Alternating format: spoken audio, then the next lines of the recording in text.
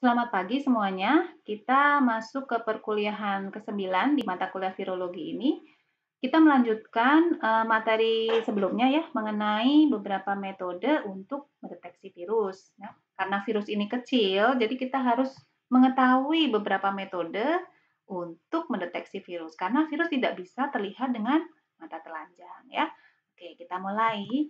Nah, kemarin kita sudah belajar tentang hal-hal yang perlu diperhatikan dalam deteksi virus. Nah, sekarang kita mau masuk ke metode mengenai cara untuk deteksi virus. Yang pertama, kita bisa melakukan kultur virus. Nah, ini adalah metode yang sudah lama dilakukan dan menjadi gold standard atau standar baku untuk deteksi virus ya. Kelemahannya kultur virus ini adalah pertama bahan-bahan yang dipakai mahal. Kedua, dia memerlukan waktu yang cukup lama ya dan memerlukan sumber daya manusia yang cukup dan juga laboratorium yang sesuai ya. Jadi kultur virus ini biasanya akan diikuti oleh beberapa metode lain yang bisa lebih murah, bisa lebih cepat untuk mendeteksi virus. Yang kedua, cara deteksi virus yang sering dipakai adalah secara serologi. Jadi kita bisa mendeteksi adanya antibodi atau antigen yang ada pada cairan tubuh, misalkan pada cairan tubuh manusia ya, untuk mendeteksi ada tidak ya virus di dalam tubuh manusia tadi. Di sini contohnya adalah reaksi hemaglutinasi dan hambatan hemaglutinasi. Selain itu, ada juga beberapa cara serologi lain yang bisa dilakukan, misalkan dengan cara ELISA atau Enzyme Linked Immunosorbent Assay yang pernah kita bahas di mata kuliah lain ya. Nah, itu bisa kita pakai. Tetapi untuk mata kuliah ini, kita akan melihat mengenai reaksi hemaglutinasi dan hambatan hemaglutinasi. Nanti kita lihat. Kemudian yang ketiga adalah secara biologi molekuler. Nah, cara yang ketiga ini adalah cara yang sekarang menjadi favorit karena eh, cara biologi molekuler ini sangat sensitif, sangat spesifik, dan cepat dibandingkan dengan kultur virus ya. Meskipun kalau kita mendapatkan hasil yang positif, secara idealnya harus diikuti dengan kultur virus untuk mengkonfirmasi benar tidak hasilnya. Tetapi dengan biologi molekuler pun kita sudah bisa menetapkan bahwa oh iya ada ini virusnya atau oh ini nggak ada nih virusnya di dalam suatu sampel tertentu ya. Jadi yang ketiga ini sangat favorit ya di cara deteksi virus. Oke, kita mulai dari kultur virus tersebut. Kultur virus yang menjadi metode untuk deteksi virus. Nah, selain di dalam tubuh, virus itu ternyata juga bisa dikultur atau ditumbuhkan di luar tubuh. Tapi tentu saja harus menggunakan sel hidup. Karena apa? Karena virus itu hanya bisa tumbuh berkembang biak di dalam sel hidup. Sehingga sel itu harus ditumbuhkan pada medium tertentu yang sesuai untuk perkembangan sel tadi. Uh, Nanti selnya akan diinfeksi dengan virus. Nah, virusnya nanti akan berkembang biak di dalam sel tadi. Bisa saja kita menggunakan spesimen yang lain atau tempat tumbuh virus yang lain selain sel, yaitu dengan telur yang berembrio. Ingat ya, harus telur yang berembrio. Nah, telur yang berembrio ini ternyata bisa digunakan dalam kultur virus. Nah, kita lihat nanti ya, bagaimana cara telur berembrio ini digunakan dalam perkembangbiakan atau perbanyakan virus. Nah, kalau kultur virus pada sel, metode yang dilakukan yang pertama adalah jaringan dicacah. Kalau kita mendapatkan virus datu dari jaringan, nah jaringannya itu dicacah dulu. Misalkan kita mau ambil dari jaringan tertentu dalam tubuh manusia ya. Nah, jaringan ini dicacah sehingga menjadi sel tunggal. Kalau sudah menjadi sel tunggal, ditambahkan enzim proteolitik sehingga maaf. Jadi jaringan dicacah tadi bukan langsung menjadi sel tunggal, tetapi dia mungkin masih ada protein-protein lain yang melekat pada jaringan tersebut sehingga belum menjadi sel tunggal. Untuk menjadikan sel tunggal, maka jaringan yang sudah dicacah tadi harus ditambahkan enzim proteolitik atau yang bisa memecah protein di sekitar sel. Kemudian setelah itu sel tunggal tadi dimasukkan ke dalam tabung kultur, kita sebutnya flask, untuk ditumbuhkan. Dan ditumbuhkannya ini sesuai dengan suhu sel itu tumbuh. Misalkan pada manusia, sel itu tumbuh pada suhu yang suhu optimal 36 sampai 37 ya. Jadi kita biasa menumbuhkan sel itu di laboratorium dengan suhu 37 derajat Celcius. Nah, setelah ditumbuhkan nanti sel akan berkembang biak memenuhi dasar tabung kultur yang dinamakan monolayer. Nanti setelah menjadi monolayer, sel itu siap digunakan untuk pertumbuhan virus. Nah, kita lihat ya skemanya seperti ini. Jadi kalau ada jaringan dicacah dulu, kemudian ditambahkan enzim sehingga menjadi sel yang tunggal. Sel yang tunggal tadi dikultur di dalam tabung kultur atau di flask sehingga dia akan berkembang biak memenuhi dasar dari flask tadi. Setelah itu siap untuk digunakan dalam kultur virus. Kita juga bisa melakukan subkultur, artinya sel yang tadi sudah ditumbuhkan tadi, kita remajakan lagi, kita buat lagi menjadi monolayer lagi di kelas yang lain. Jadi caranya, sel yang sudah berupa monolayer tadi, kita tambahkan enzim sehingga menjadi sel yang tunggal. Nah, kemudian sel yang sudah menjadi sel tunggal ini dipisah-pisahkan ke tabung flash yang baru. Sehingga nanti dia akan membentuk monolayer lagi. Jadi tadinya hanya satu flash, kita sekarang mendapatkan beberapa flash yang berisi sel monolayer. Nanti setelah monolayer, sel itu berubah siap untuk digunakan dalam kultur virus. Nah, tipe-tipe kultur sel, yang pertama kultur sel primer. Artinya berasal dari jaringan hewan atau manusia, misalkan ginjal primata, embrio mencit, embrio ayam, cairan amnion, dan bisa dikultur menjadi 5 sampai 20 subkultur ya. Jadi ini lumayan membantu ya untuk penyediaan virus. Dan banyak digunakan untuk riset virologi atau produksi vaksin, misalnya untuk vaksin polio. Dan bisa juga produksi vaksin untuk manusia, dan keunggulannya kalau kultur sel primer adalah kita bisa menghindari kontaminasi gen onkogenik dari sel non-primer atau continuous cell line. Kemudian tipe kultur yang kedua adalah continuous cell line. Continuous cell line ini berbeda dengan yang tipe sel primer tadi. Kalau continuous cell line ini merupakan sel tunggal yang biasanya bisa kita beli ya. Jadi dia sel yang dapat membelah secara terus-menerus. Jadi dia sifatnya immortal.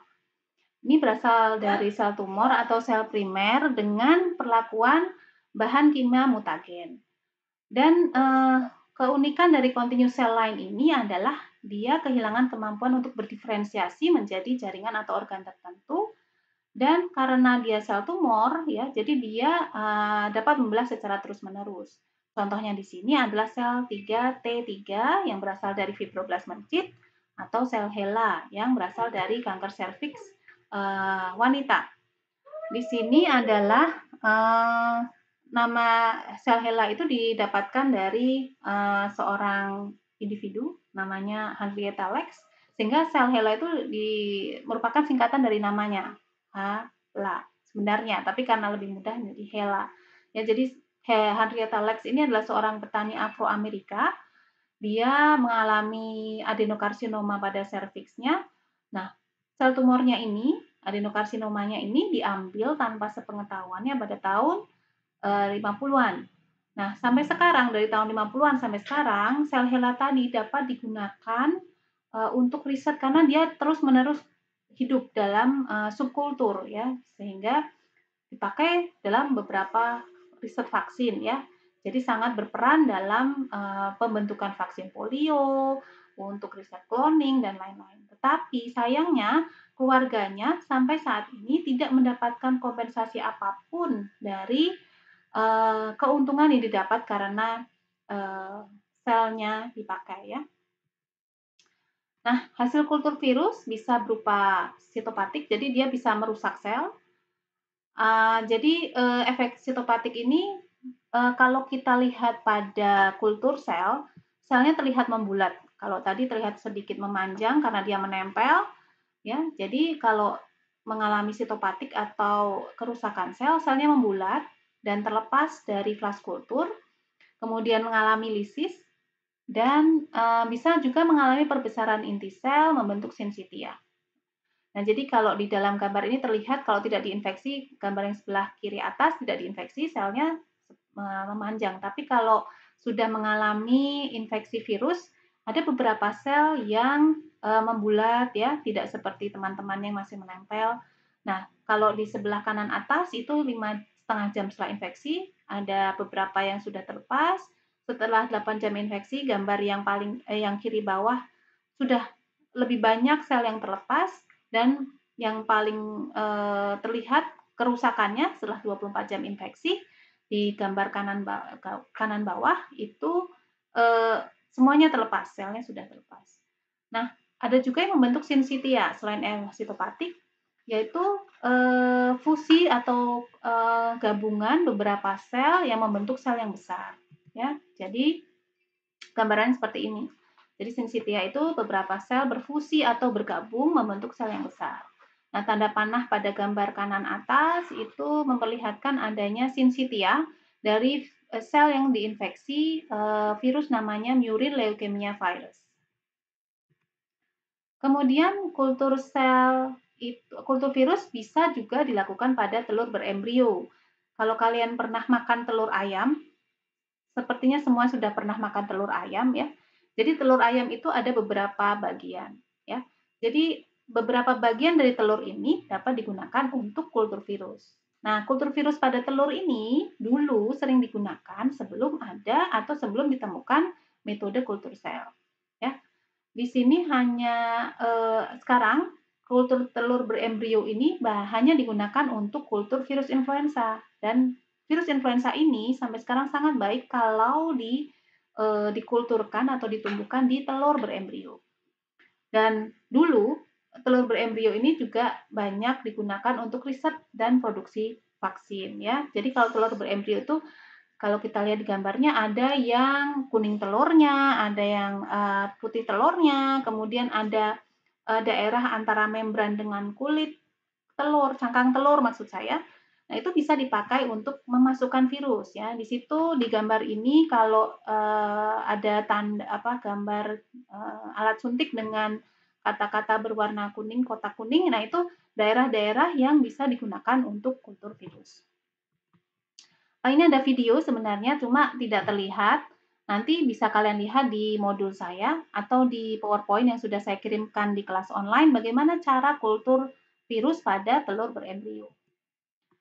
Kemudian kita juga bisa mendeteksi virus dengan adanya plak.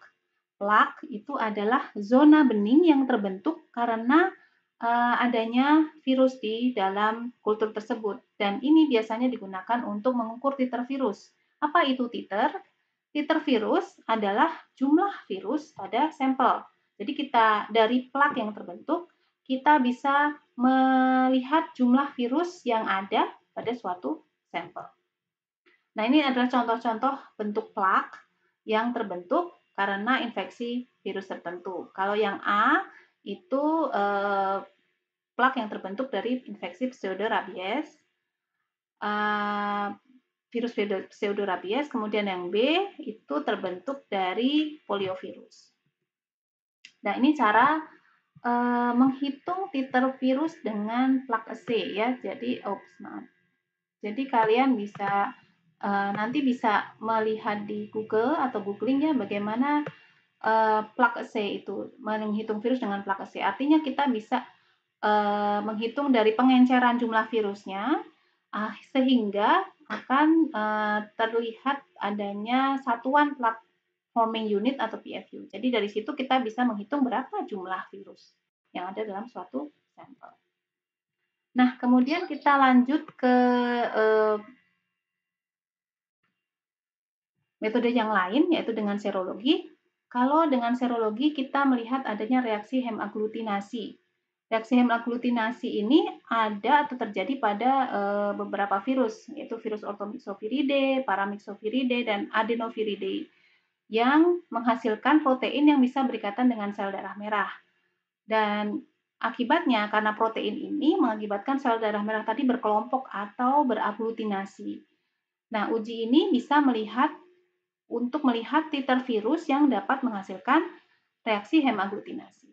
Jadi, kalau gambarnya, kalau ada virus yang bisa mengaglutinasi bertemu dengan sel darah merah, maka sel darah merahnya akan berkelompok atau berkumpul beraglutinasi. Kalau kita lihat pada sumur tempat pengujian, itu sel darah merahnya tidak mengendap. Ya, jadi seperti ini, kalian lihat di sampel, ada sampel A, ada sampel B. Ada yang berupa titik, ada yang tidak berupa titik. Ya, jadi yang tidak berupa titik itulah adanya, kita bisa melihat itu di situ ada virus yang melakukan aglutinasi, sehingga selnya tidak mengendap. Jadi dia justru menggumpal, sehingga tidak terbentuk titik. Ya, di sini ada pengenceran ya. Jadi darahnya itu diencerkan, antigennya juga diencerkan menjadi 1/4, 1/8, 1/16, demikian seterusnya sampai ke 8.192 kali. Nah, itu terlihat bahwa reaksi hemaglutinasi itu terjadi pada, kalau pada sampel B ya, terjadi pada pengenceran 1/8 ya. Kemudian kebalikan dari reaksi hemaglutinasi adalah hambatan hemaglutinasi. Nah, menghambatnya dengan apa? Dengan antibodi. Jadi kalau reaksi hemaglutinasi tadi untuk mendeteksi virus yang bisa melakukan aglutinasi, kalau hambatan hemaglutinasi kita bisa melihat berapa titer antibodi yang bisa menghambat virus tersebut, ya. Jadi kebalikannya. Kalau tadi reaksi positifnya berupa darah yang tidak mengendap, kalau reaksi hambatan hemaglutinasi, reaksi positif justru ditunjukkan dengan darah yang mengendap, ya, berupa titik kalau di dalam tempat ujinya ya. Jadi kalau di sini justru yang positif itu misalkan sampel B, sampel C, sampel F, sampel G itu justru menghasilkan hasil yang positif, berkebalikan dengan uji yang tadi hasilnya. Kemudian secara serologi lain dengan ELISA atau Enzyme Linked Immunosorbent Assay ya. Jadi kita menggunakan antibodi yang bisa mengenali epitop virus atau antibodi yang mengenali virus itu sendiri. Nah, hasil ikatan antara antibodi dengan virus ini kemudian bisa menghasilkan perpendaran warna ya. Jadi hasilnya seperti ini, semakin pekat berarti virusnya semakin banyak. Seperti itu. Nah, yang paling sering dipakai sekarang ini adalah deteksi virus secara biologi molekuler dengan menggunakan PCR atau menggunakan sequencing. Nah, kenapa ini menjadi favorit? Tadi sudah saya sampaikan bahwa metode ini sensitif, spesifik, dan cepat. Nah, kalian bisa mengulang lagi apa itu PCR, bagaimana cara mendeteksi PCR, bagaimana mendeteksi dengan cara sequencing, kita kembali di mata kuliah yang lain. Nah, atau kalian bisa melihat di beberapa referensi, terutama untuk saat ini kalian bisa banyak mendengar berita mengenai deteksi SARS-CoV-2 penyebab COVID-19 yang dideteksi dengan menggunakan RT-PCR, ya. Bukan kultur virus, tetapi RT-PCR. Nah, kalian bisa baca bagaimana caranya. Ya. Nah, demikian perkuliahan kita kali ini. Selamat siang.